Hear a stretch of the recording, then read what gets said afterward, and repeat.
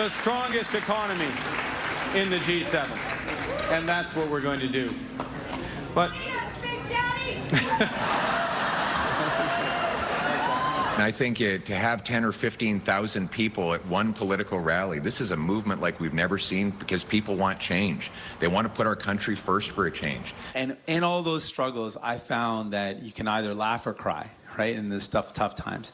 And I always choose that you gotta have joy in the struggle. Like, I really believe in joy in the struggle. Canada's 45th election and its tight two-horse race is almost over. For a look behind the scenes and a wrap of the race's top headlines and key moments, we've brought together a special edition of the Scrum. CTV's Couteur, who spent nearly half the campaign covering the Liberals, is still traveling with the party today, so he's not able to join us live. He sent in a video for us digging into what it's been like covering Mark Carney's campaign. Have a listen. Vashi, until this point, the Liberal campaign has been slow and steady. Mark Carney started out slow as the self-proclaimed rookie politician, but he has been mostly steady in how he's embraced retail politics traveling around this country. I've spoken to a lot of people at rallies to get a sense of what brought them out to those rallies and what they thought of Carney, the campaigner. Many of them have never been to any kind of political rally before and wanted to see him with their own eyes. The vast majority said he looks like the adult in the room and the right person for this moment. Now, that is essentially his pitch to voters. Behind the scenes, the campaign staff have been upbeat and cautiously optimistic. One Liberal told me it's because they've rarely started a campaign with a lead, so this is somewhat unknown territory for them. One sign of confidence is how they've been playing offense in the last few days, visiting ridings that have been held by either the NDP or Conservatives.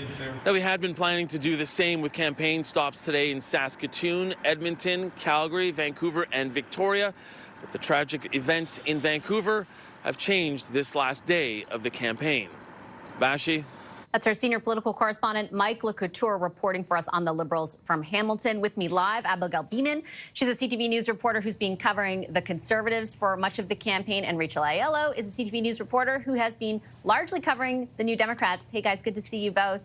Rachel, I'll start with you and just actually pick up where Mike left off on the impact of this horrifying tragedy that took place in Vancouver. Jagmeet Singh actually happened to be there just before those events. You could see the emotion. We played it earlier in his reaction. They have, the party, augmented their schedule today. I know you were sharing that information with our newsroom. What can you tell us about that? Yeah, Vashi. So the NDP campaign is still heading to Penticton, but from there, the campaign is saying that they are recalibrating the whole day. The main message right now is they are talking to the Filipino community and wanting to find out which way the NDP campaign on this final day of the election can best support them. So we are not expecting to see Singh continue on the path of the various campaign stops he had today. You can tell from the people I've been speaking with, Vashi, that this horrible incident last night has really left many of them quite shaken.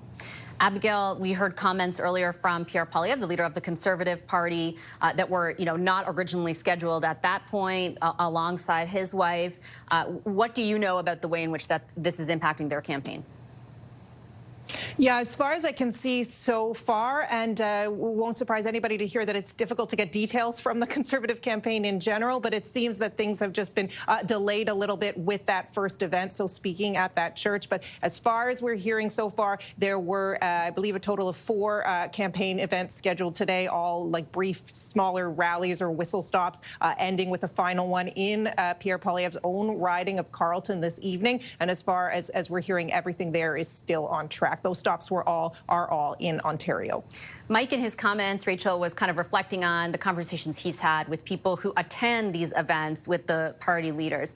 I'm wondering, from where you sit, what your conversations have been like, what your measure of the support for the NDP, like how would you characterize it in this very unique time for the party?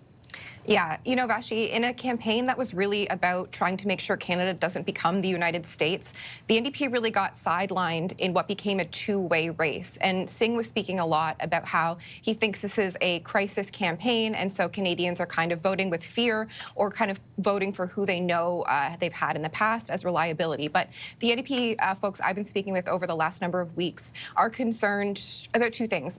One being that they don't really know that Canadians are fully aware of what they're voting for in Carney. economy, and two, what this means for the NDP going forward. So there's a lot of talk in the last few days of this campaign about wanting to elect enough New Democrats to hold the line. They say they want to be able to be there to fight for public health care, for affordable housing, and you heard that from some of the people we were speaking to in the rallies. They were very clearly able to identify what the NDP were able to accomplish for them in the last parliament, and they're acutely aware that in a majority government scenario, the NDP's power there could be lessened. So I think that is the main preoccupation, curiosity for folks around the campaign in terms of what their role will look like in the next parliament after holding arguably an outsized one last time. Abigail, the rallies for the Conservatives have been one of the stories of this campaign. The sheer volume of people who are there and the level of their enthusiasm. You've attended a lot of them. What is your impression of what is driving their support for the party? The people who attend these rallies are very engaged. I think it's, very fair to say if you are showing up at a rally, you are going to the ballot box.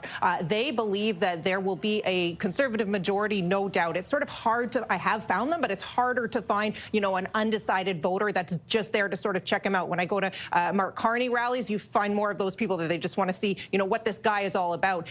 The people who attend Pierre Poilievre rallies are just so excited to see him in person, but they know that, he is the person that they are voting for, and they find it hard to believe that the polls can be suggesting someone else or something else, especially when these lines are so long to get into these rallies, and there's all this hype built up around them. I think the party is very happy to have them be akin to rock concerts. I remember I was attending one where unfortunately a couple of people fainted, and one of the comments from the campaign staff was, "Well, that's what happens when you get 6,000 people in a small space." Not happy certainly that anybody had a bad time, but very happy to leave that impression that it's as exciting as a rock concert, and you got all these people crammed in, and somebody might faint. So sort of a very different picture there. I've just got a bit of time left. I want to ask you each one final question, and for Rachel, it's about Jagmeet Singh's future. Day in and day out, I listened to you ask Jagmeet Singh if he was going to stay, if the outcome was as polls predicted, and perhaps even he loses his own seat. What do you think will happen?